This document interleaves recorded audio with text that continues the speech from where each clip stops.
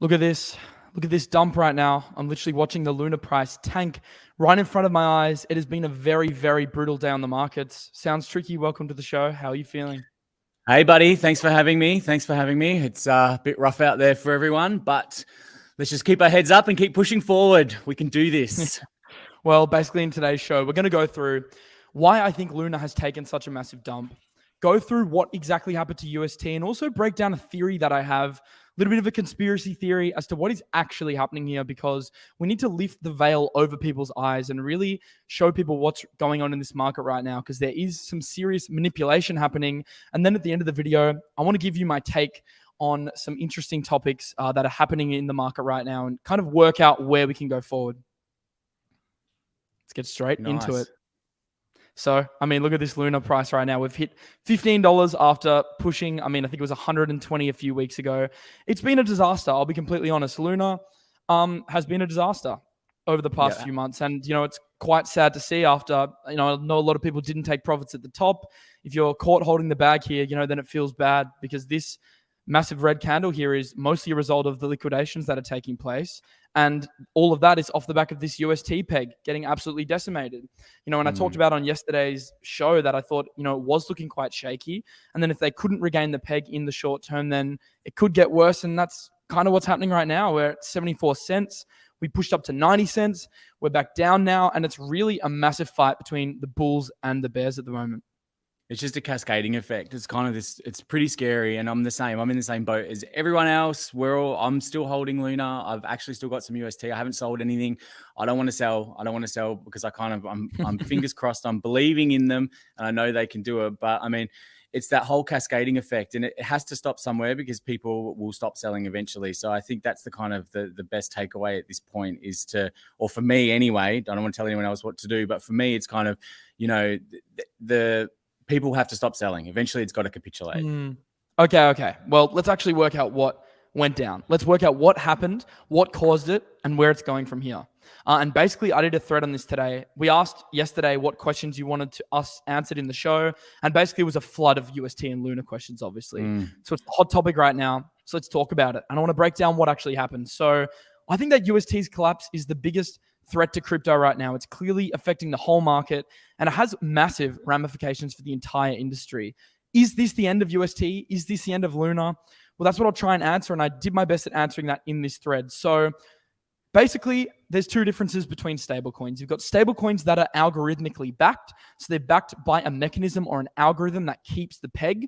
And then you've got stablecoins that are fiat backed. So you've got stablecoins like BUSD, which actually have real fiat, which are used to underpin the USD value in stablecoin or in fiat reserves. So tangible assets is fiat-backed stablecoins. Algorithmic assets like UST is algorithmic-backed stablecoins.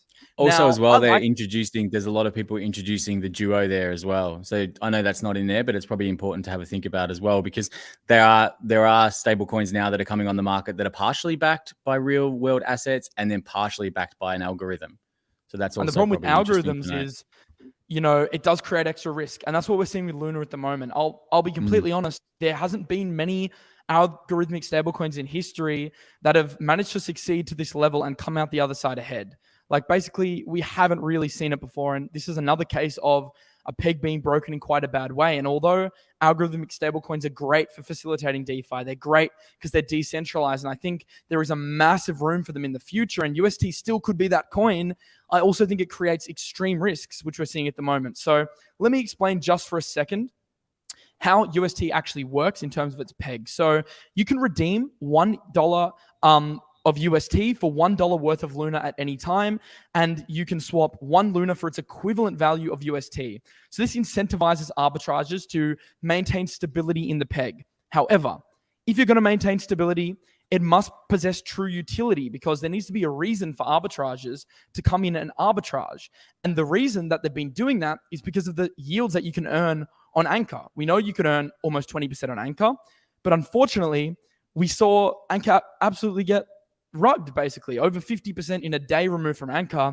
And this is a real problem, because as UST leaves Anchor, it's swapped for other assets, other stablecoins, and that applies a massive amount of sell pressure to UST. One of the main reasons we saw this cascading effect over the last day or so. Yeah. And also it's within that as well, mate. It's good to note that one of the other big things which we kind of spoke about early before the show is the burning and minting mechanism of UST and LUNA via the Terra Station wallet. So I think this is another thing that's kind of really escalated the whole scenario, because instead of trading a UST for one UST for, say, a BUSD or a USDC, you could have taken your one UST and swapped it to LUNA on the Terra Station app, which gives you in turn one UST value worth of LUNA, and then sold your LUNA. So this has escalated it, because a lot of people, instead of just transferring their UST into a different stablecoin at a loss, they're taking their UST, swapping it to LUNA, selling the LUNA, and putting more downward pressure on the LUNA token, which ultimately puts more downward pressure on everything.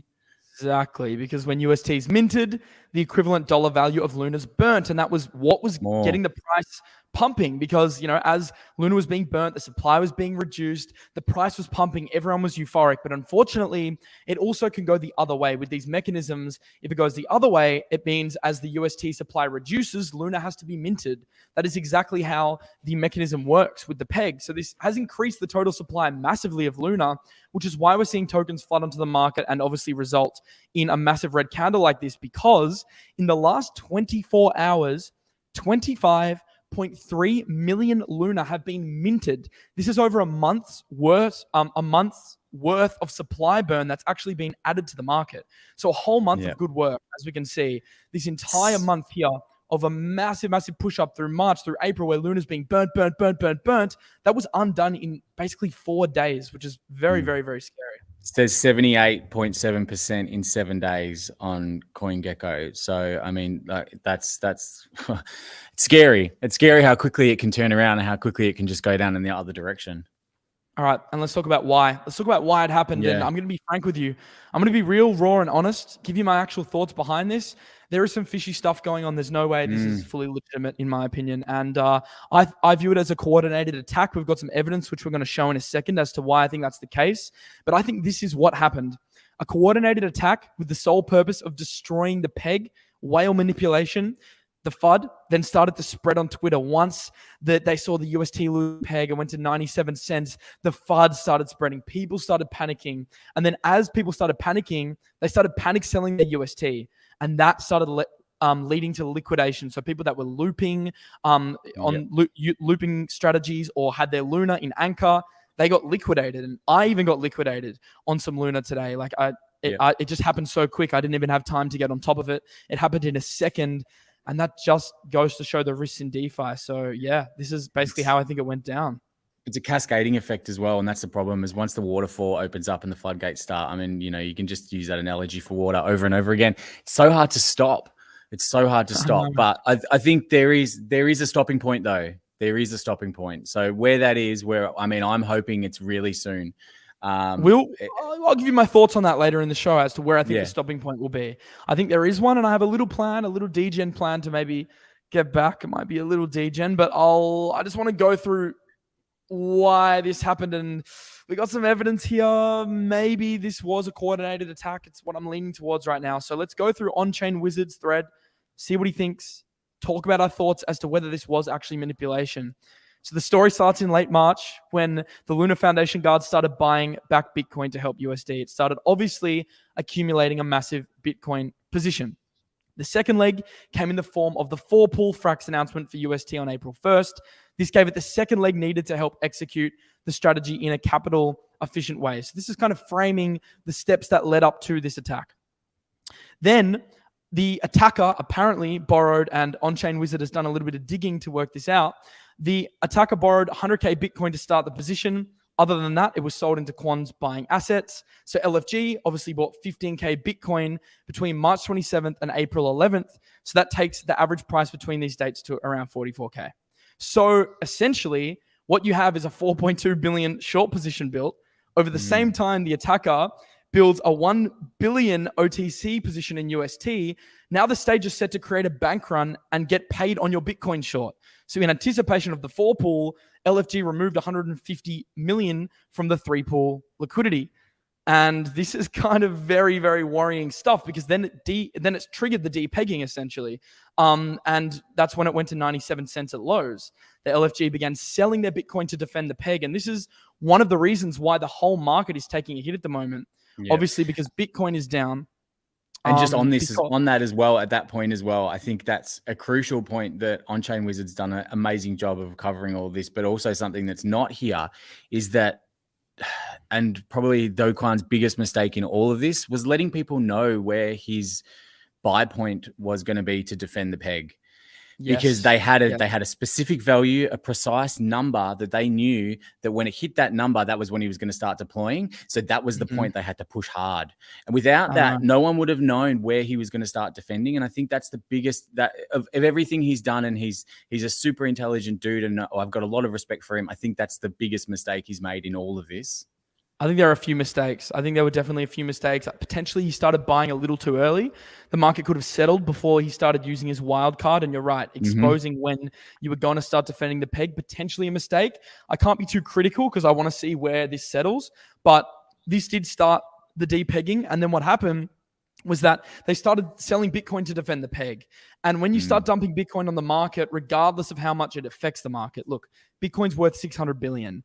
$2 billion worth of Bitcoin is not going to make a dent. Not that bad. But what it does do is it causes panic. And we know emotions drive this market, not tangible metrics. This market is highly inefficient. It's highly inexperienced. It's a very new market, which means that just the thought of Bitcoin dumping onto the market creates this insane sell pressure overall. And On-Chain Wizard, I could go on about this for days, but basically this attacker or attackers potentially made a lot of money off this. And Alex Becker does another great job. He covered it really well. Yeah, he covered it really well. He's done again, it's speculation. No one knows for sure, but he's 98% sure that LUNA and UST is coordinated by some big money. They found a long and short ATM machine. And it makes a lot of sense when you think about it. They're longing, they're longing, shorting UST into the dump and then waiting for it to come back and then shorting it again. So it's just an easy way for someone to take advantage of. I mean, look, it's a good system, but obviously it's got its flaws. So it's an easy way for people to take advantage of it. Someone's found the loophole, and I reckon he's so right. This is flat out evil. Like what this one person or two people or whatever have done is they've ruined a lot for a lot of good people out there. And it's really, really sad that there are people out there who do this kind of stuff, to be honest. I think it's messed up. And look, at the end of the day, this is all speculation unless we we don't know the exact addresses and transactions. But from my experience in the few years I've been in crypto, I've seen a few events like this and it smells very fishy. And if Alex is right that it is coordinated by big money, then he's right. They have found a literal ATM machine. They can short it. They can long it once LFG starts putting backing in, then they can short it again. And it essentially runs the machine dry in the end and they milk all the liquidity. And that is definitely something that could be happening right now. But LUNA responded interestingly. Now, this is just the sources we have. Do Kwon said he was coming out with an announcement on what his plan would be, on what his strategy would be going forward. But the LUNA Foundation Guard is seeking, apparently, more than $1 billion to shore up the UST stablecoin. So interesting that they are taking outside capital with large investors. They're holding talks with investors to get $1 billion in to actually hold the peg up. So Do Kwon is fighting for his life. This is really the fight between the bears and the bulls right now. And if they can get this capital injection, it potentially could be good news, although the market reacted terribly to it. As soon as this leaked, the price just continued to cascade. And this is just liquidations, man. This is people on Anchor getting liquidated. Yeah, it's just one after the other. And this is why, I mean, even any kind of leverage is just, and why it's so bad for everyone, is you think you're really smart when you've got it right. But when it goes wrong really, really quickly and there's no coming back. And a lot of these people, I mean, look, you're the perfect example, man, from what happened to you yesterday. You were out at the Grand Prix having a good old day. You didn't know. Then you checked your phone, Luna's dumped, and you've been liquidated. And I'll just tell this story for a second. Just quickly. So I was literally at the Grand Prix. I was posting it on my Instagram. We went to the F1. It was really fun. We were filming some lifestyle content there and filming some crypto stuff with some of the biggest guys in the space. It's the wrong photo, but I hope you like my model pose. We were at the Grand Prix. We had a yacht. It was a great weekend, but I was off my phone and I was not paying attention, and I didn't have great internet for my CoinGecko alerts to go off because at the Grand Prix there's so much traffic there. So much noise. Don't forget the cars ripping by. I know, so much noise, and I didn't really want to pay attention to crypto, and my LTV was like 40% at that point, which is considered like that's okay risk management from my history with liquidations. But then when I came home, it was like 95%. Luna had literally, it had done that much damage in just a few hours that I was very close to liquidation, and I topped it up a little bit, but I didn't want to deploy too heavily, and then I got liquidated, which I'm fine with because I didn't have all my Luna in the one place. I always preach being diversified across multiple protocols. I had some in Prism, I had some in Astroport, etc. But my anchor Luna did get liquidated, and that was very tough. Just on this point, just quick little plug before we get into the next topic of the show, which I think is pretty big. If you follow me on Instagram, there's a link in the description. If you want to see what's going on with my life behind the scenes, I do live streams every day because there's just stuff I can't cover in the show all the time. I want to be able to give you guys quick updates. So if Luna starts really tanking and I need to give you guys an update, I'll likely do so on my Instagram because that's where I can give you the quickest information. So if you want to follow me on Instagram, I'll be following back 10 people. So follow my Instagram. Maybe you'll get a follow back from me, and also tune in on those emergency lives. So link in the description to follow me there. But yeah, let's get into the next topic of the video because this is quite a big one. And you had some interesting thoughts on this. Sounds tricky. And this question we got today.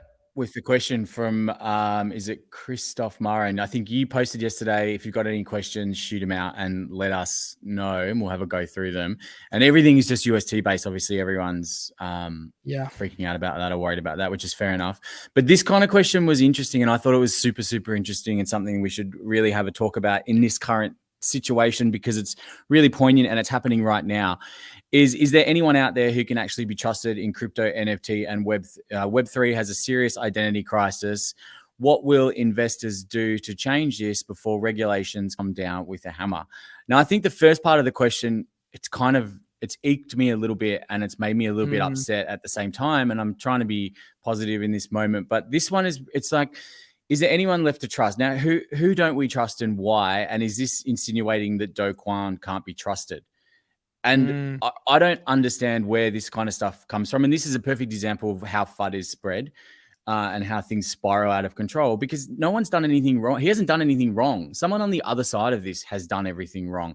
Whoever these coordinated attacks are that have attacked Luna and attacked Terra and whatever, they're the ones who have done something wrong. Kwon is out there at the moment with an empty stomach, worrying about everyone and everything. I'm worrying about the guy.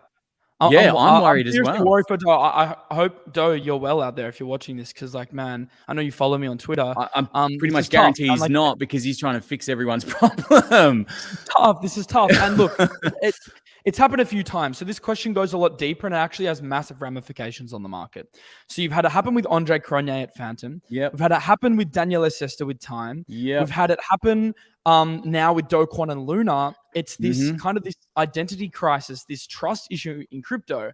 Now, where I think Do went wrong was, and where I think a lot of these guys get it wrong, is they love playing into this character. They love being the hero. And it's this heroism in crypto of like having these figures that everyone's looking up to that can be quite dangerous because they kind of get a little bit carried away. And look, the bet was one example of Do getting a little bit carried away, but I get it because it's good marketing, right? $1 million on a bet is amazing marketing at the end of the day. But, this kind of thing, this cockiness, it can come back to bite you. And he said at the very top, we're just getting started at $125. We're just getting started. But also to their defense or to his defense and to everyone else's defense in these circumstances, we're all just humans, right? Everyone's just a human. We're all humans. And you create something and you get this kind of attention and you get this kind of following and you get this adoration, then it builds up behind you and it does kind of get out of control. But it doesn't mean that he's done anything wrong. Right. It's human nature for us to get, it's like when crypto market starts going up and everyone thinks you're a genius and then it starts going down. The algorithm rewards bullishness as well. Like he's exactly getting more engagement when he's bullish, and me as well. And all content creators on Twitter, everyone does. We are rewarded to be bullish. And that's just a fact in the industry. And Kwon obviously got a little bit sucked into that. So you can't blame. I'm not saying I'm not blaming him at all. Like if I was in his position, I'd be getting carried away as well, being honest with you. But the thing I is guess that the people look up to this, right? People want this figurehead to follow, and that's the Do Kwons, and that's the Andre Cronje, and that's the Daniele. They look up to these people when everything's going right, and then as soon as something goes wrong, they turn on them. And it's never, it's not in one of these circumstances has it been this specific person's fault in any way. It's just a mere byproduct of things not going the way that everyone wants them to. And then it just falls into this same spiral. It's almost like liquidation. It's like liquidation of emotions, right? It's just the emotions start cascading and it's liquidation on liquidation. It's emotion on emotion. And then it just spirals down to these people have done everything wrong when they haven't done anything wrong at all. And the same thing happened to Andre. The same thing happened to Daniele. Like Andre leaving the DeFi space. Look, that was mishandled in terms of the way he communicated it. But that he's getting a lot of hate for that. And look, I honestly feel bad for the guy because people were worshipping him and they turned on him in an instant and Fantom crashed. Daniele Sesta made a big mistake, I admit. But even then, people were worshipping him and then time crashed. And now once again, same thing with Do. People were worshipping. Luna crashes and they just turn so quick because at the end of the day, most people are in this space to make money, which is fair enough because that's the allure of crypto, right? This short-term gain mentality. And I think it is a bit of an issue and it's really evident in times like this when you get these massive short events. Yeah, I agree. And I think it's just important to remember that these guys are just out there trying to do something for everyone. You know, they're just trying to put in their 2 cents worth and trying to create something that can help just the regular person escape this kind of financial shackles that we've all got wrapped around our neck through the traditional finance system. And they're just trying to help.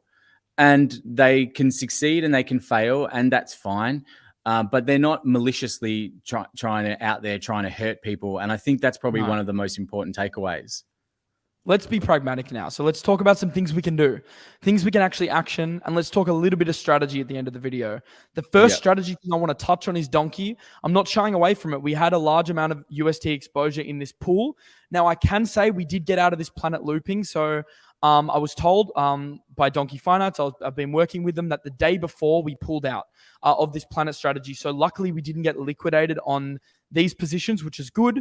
We obviously took a loss on the UST in Anchor, but I said from the very beginning, if you're going to copy this strategy, then you're copying it bearing in mind that smart contract risk, depeg risks exist, and it's an alternative to investing in Anchor, right?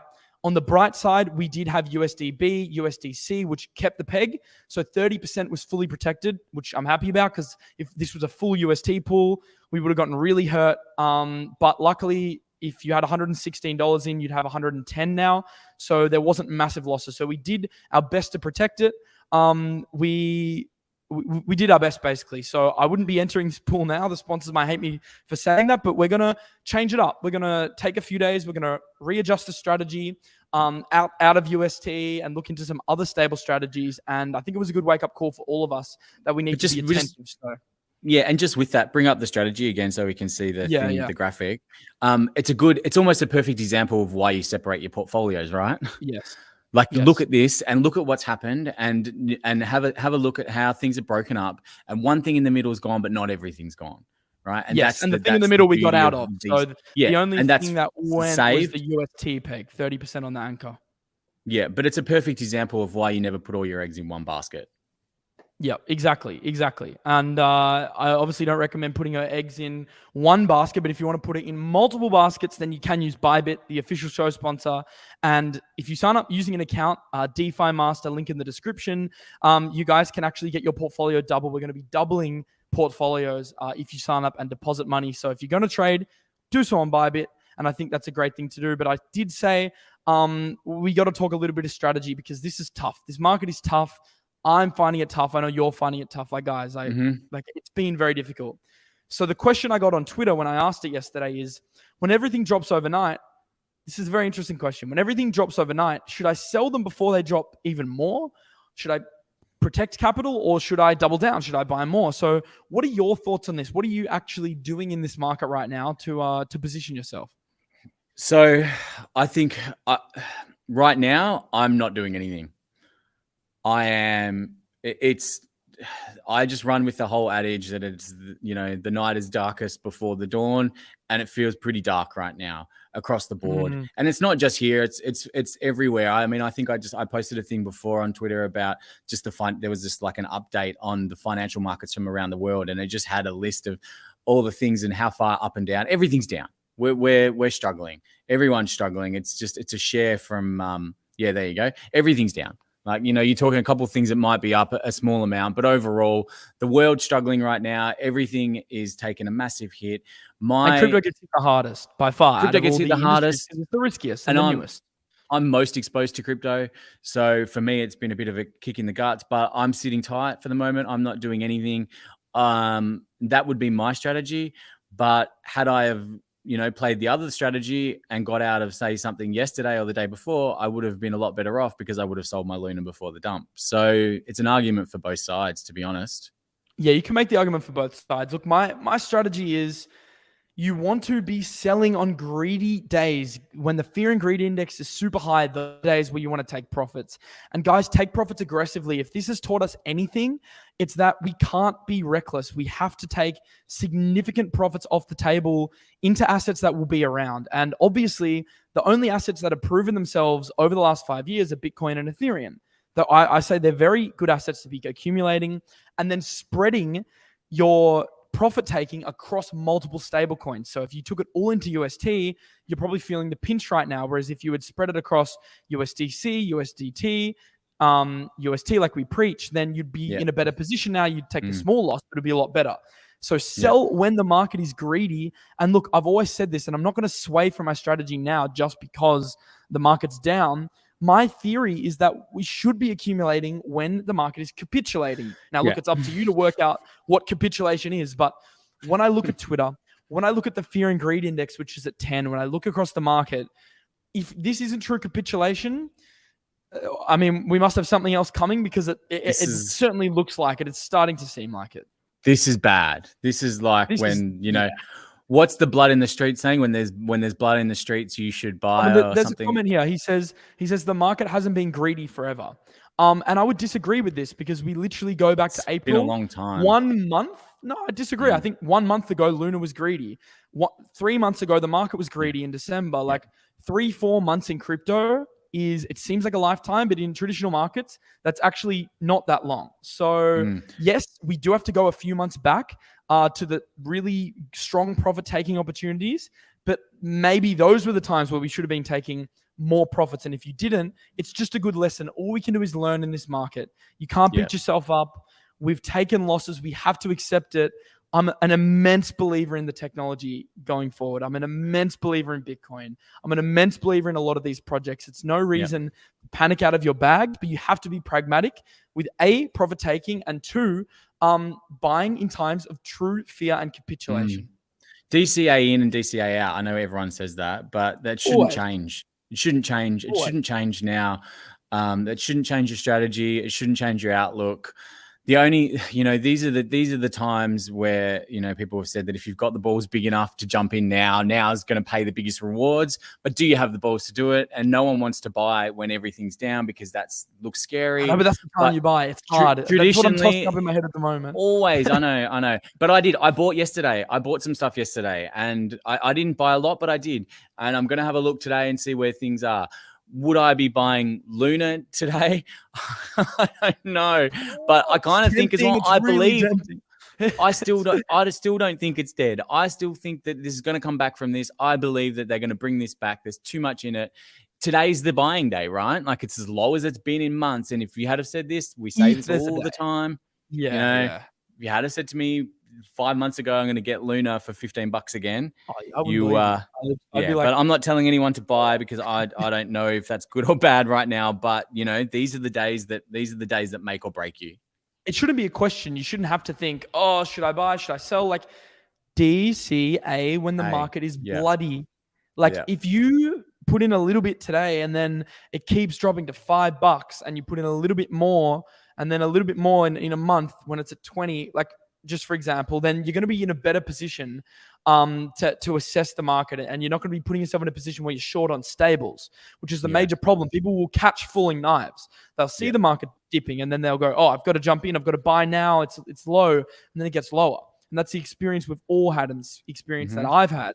You have to DCA and be pragmatic with your DCAs. And we're going to be covering all of this throughout the week, all about my strategy. I really want to educate right now. Now is the time where I want to educate you guys and actually dig ourselves out of this hole. It can be done. It will be done. And I'll show you how to, but we just have to stay focused. Yeah. Stick to the plan. Just stick to the plan. That's the way to do it. Absolutely. Well, thank you so much for joining the show. Sounds tricky. His link is in the description if you want to give him a follow, because he does some great work. And I hope you guys enjoy the Australian duo on the show as well. Stay strong out there, everyone, and just keep trekking. And we're all in this same boat together. So just take solace in that. And also, I'm going to be going live now because I know you guys probably have a lot of questions. I know there's probably a lot of things we couldn't answer in this video because there's so much happening in the market right now. So if you want to come on and ask me some questions live, in 30 seconds after I end this stream, I'm going to go straight onto my Instagram, which is the link in the description, start an Instagram live, hang out with you, answer some questions. And also remember, if you follow me on Instagram, there's a chance I'll follow you back. I'm going to go and follow 10 people that are following me on Instagram within the next few hours. So we'll head over there now. I'll see you in the next one. Peace out.